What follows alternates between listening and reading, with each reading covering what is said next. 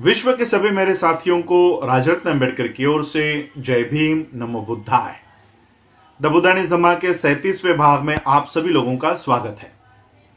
बहुत पुरानी बात है, जब राजगृह में एक व्यक्ति रहा करता था जो ना तो अपने माता पिता को आदर दिया करता, ना तो उस नगर के बड़े बुजुर्गों का आदर किया करता था। जब भी वो कोई दुष्ट कर्म करता, पाप करता, तब उस पाप से मुक्ति पाने के लिए वो बलि चढ़ाता था, यज्ञ करता था, सूरज की, चांद की, अग्नि की पूजा करके वो अपने पापों से मुक्त होता और नए पाप कर्म करने के लिए तैयार हो जाता। इसी तरह से वो अपने आप में मस्त था। 3 साल तक ऐसे बलि चढ़ाकर, होम हवन करके, शारीरिक कष्ट उठाने के बावजूद भी उसे किसी भी तरह की मनःशांति प्राप्त नहीं हुई। तब उसको तथागत बुद्ध के बारे में पता चला, तथागत बुद्ध के धम्म के बारे में पता चला और तथागत बुद्ध से मिलने के लिए यह श्रावस्ती के लिए निकल पड़ा। श्रावस्ती आने के बाद उसने तथागत बुद्ध को देखा और बुद्ध के तेजस्वी रूप को देखकर वो तथागत बुद्ध के चरणों में गिर पड़ा। तथागत बुद्ध ने इस व्यक्ति के बारे में, उसके आचरण के बारे में जानने के बाद तथागत बुद्ध ने कहा कि जो लोग निष्पाप जानवरों की, पशुओं की बलि चढ़ाते हैं, जो लोग यज्ञ करते हैं, ये लोग मूर्ख होते हैं। ये पूरी तरह से मूर्खता भरे मार्ग का पालन करते हैं। जिस यज्ञ में, जिस होम हवन में, जिस पूजा में, जिस कर्मकांड में मन का परिवर्तन नहीं होता, जिस कर्मों से, जिस कर्मकांड से मन के ऊपर कोई प्रभाव नहीं पड़ता, ऐसे कर्मकांड पूरी तरह से गलत है। इसका कोई उपयोग नहीं है। इन कर्मकांडों का कोई उपयोग नहीं है। जो कर्मकांड आपको, जिसके प्रति आपने ये कर्मकांड किए हैं, जिनके लिए किए हैं, उनके प्रति अगर आपके मन में प्रेम नहीं है, आदर नहीं है, तो ऐसे कर्मकांड किसी काम के नहीं है। श्रेष्ठ व्यक्ति, महान व्यक्ति वही होता है जो तृष्णा से मुक्त होता है, जिसे सांसारिक चीजों में आसक्ति नहीं होती। वही सही मायने में श्रेष्ठ होता है। जो स्वयं प्रकाशित होता है और अपने आप को उस प्रकाश में हमेशा के लिए बनाए रखता है, वही आदमी श्रेष्ठ होता है, बुद्धिमानी होता है। जो व्यक्ति जिसके आयुष्य में, जिसके जीवन में दुख भी अगर हो तो भी वो विचलित नहीं होता, उस दुखों का पूरी तरह से सामना करता है, अपने बुद्धिमत्ता का प्रदर्शन करता है, बुद्धि का इस्तेमाल करता है, वही इंसान सही मायने में श्रेष्ठ होता है। बुद्धिमानी व्यक्ति सांसारिक चीजों में लीन नहीं रहता। संतति, संपत्ति, जमीन, इन चीजों में वो आसक्त नहीं रहता और सावधानी पूर्वक वो शीलों का, 10 शीलों का पालन करता है, सदाचरण मार्ग पर चलता है और अनसुने सिद्धांतों के ऊपर, अजब गजब सिद्धांतों के ऊपर वो विश्वास नहीं करता, उनका स्वीकार नहीं करता। वही सही मायने में बुद्धिमानी होता है और उसे ही सही मायने में लाभ प्राप्त होता है। बुद्धिमानी व्यक्ति हमेशा ये जानता है कि ये जो जीवन है ये अस्थिर है, ये अनित्य है, हमेशा बदलने वाला है और वो इसीलिए वो सतर्क रहता है। वो अपनी पूरी कोशिश से सदाचरण मार्ग से भटके हुए अपने दोस्तों को, अपने मित्रों को अशुद्धता मार्ग से फिर से शुद्धता मार्ग पर लेकर आता है। वही इंसान श्रेष्ठ इंसान होता है। ये सारे बुद्ध के प्रवचनों को सुनने के लिए अगल बगल के सभी देशों के लोग वहां पर आकर इकट्ठा हो गए। अपने माता पिता के साथ, बच्चों के साथ सभी लोग तथागत बुद्ध के इन वचनों को सुन रहे थे और सभी तथागत बुद्ध के धम्म के शरण में चले गए।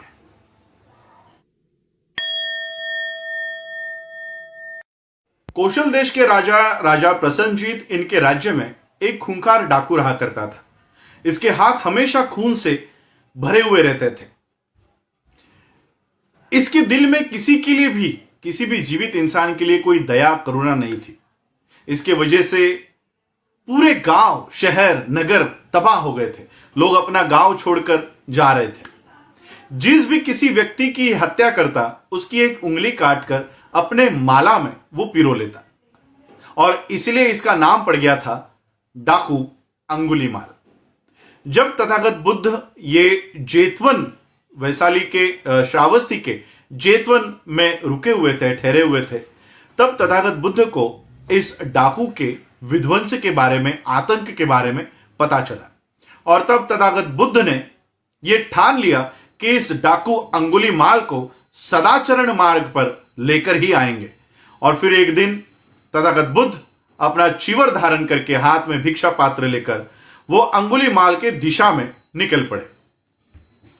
जब तथागत बुद्ध अंगुलीमाल के दिशा में जा रहे थे तब वहां के ग्वालों ने, किसानों ने, मेंढपालों ने, रास्तों पे चलने वाले राहगीरों ने तथागत बुद्ध से कहा, उनको चेतावनी दी कि हे श्रमण, उस रास्ते से मत जाओ जिस रास्ते से 10, 20 और 50 लोग भी इकट्ठा होकर जाने की हिम्मत नहीं करते। उस रास्ते से आप जा रहे हो, यह रास्ता अंगुलीमाल की तरफ जाता है, उस रास्ते से मत जाओ। तथागत बुद्ध ने इनकी एक नहीं सुनी और अपने मार्ग पर वो चलते रहे। जब तथागत बुद्ध ये अंगुलीमाल के नजदीक पहुंचे, अंगुलीमाल ने दूर से देखा और उन्हें आश्चर्य लगा, अंगुलीमाल को आश्चर्य लगा, ये कौन है जिस मार्ग से 50 लोग भी इकट्ठा होकर नहीं आते, ये श्रमण अकेले आ रहा है। उस अंगुलीमाल को आश्चर्य लगा और उसने इस श्रमण की हत्या करने के लिए, तथागत बुद्ध की हत्या करने के लिए तलवार उठाई, ढाल उठाई, बाण लेकर यह तथागत बुद्ध के पीछे हो पड़ा। तथागत बुद्ध अपने ही गति से चलते जा रहे थे, लेकिन फिर भी यह अंगुलीमाल तथागत बुद्ध को पकड़ नहीं पा रहा था। वह अंगुलीमाल सोच रहा था, यह आश्चर्यकारक है, जब हाथी, घोड़े और हरणों को मैं उनसे तेज दौड़कर उनको पकड़ लेता हूं, तब यह कैसे मुमकिन है कि मैं इस श्रमण को नहीं पकड़ पा रहा।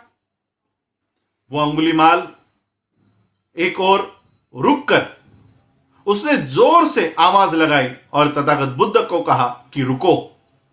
और फिर तथागत बुद्ध अपनी जगह पर रुके, ठहरे, और यह अंगुलीमाल आकर तथागत बुद्ध से मिला।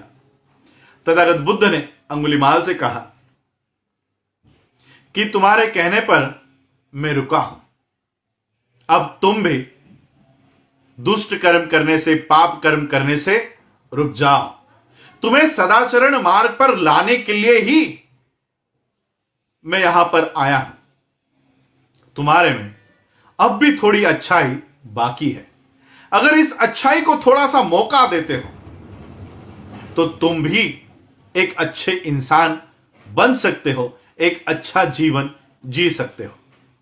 तथागत बुद्ध की ये वशीभूत करने वाली बातों को सुनकर ये अंगुलीमाल तथागत बुद्ध को उसने कहा कि हे तथागत, मुझे आपके धम्म के संग में, धम्म में और संग में मुझे प्रविष्ट कीजिए। और फिर तथागत बुद्ध ने अहम भिक्खवे आओ भिक्खु कहकर इस अंगुलीमाल को अपने संग में प्रविष्ट कर लिया। और फिर तथागत बुद्ध इस अंगुलीमाल को लेकर वो अपने श्रावस्ती के जेतवन विहार में आ गए। उस समय राजा प्रसन्नजीत इनके महल पर सभी गांव के लोगों ने, गांव के, शहर के, नगर के लोगों ने वहां पर, उनके यहां पर जाके निवेदन किया कि हे राजन, हमारे गांव में यहां पर डाकू अंगुलीमाल, इसने बहुत विध्वंस मचाया रखा है, आतंक मचाया रखा है। वो लोगों की हत्या करता है, लोगों को लूटता है, हत्या करके उनकी उंगली काटकर अपने गले में पिरोता है।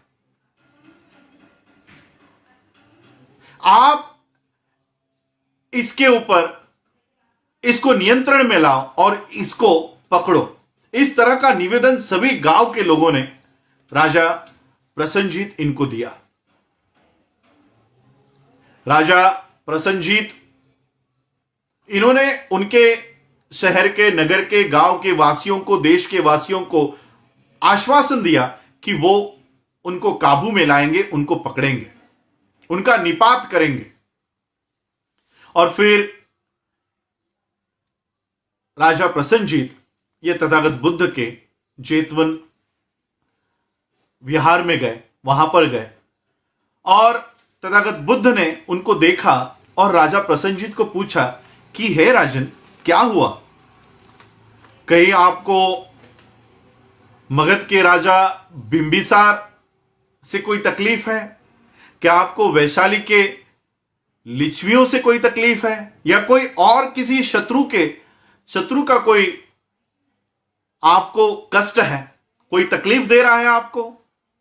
तो तथागत बुद्ध को राजा प्रसन्नजीत ने कहा कि नहीं तथागत, मुझे किसी से कोई तकलीफ नहीं है, लेकिन मेरे राज्य में एक डाकू रहता है जो लोगों की हत्या करता है, लोगों को लूटता है, उनकी उंगलियां काटकर गले में पहनता है।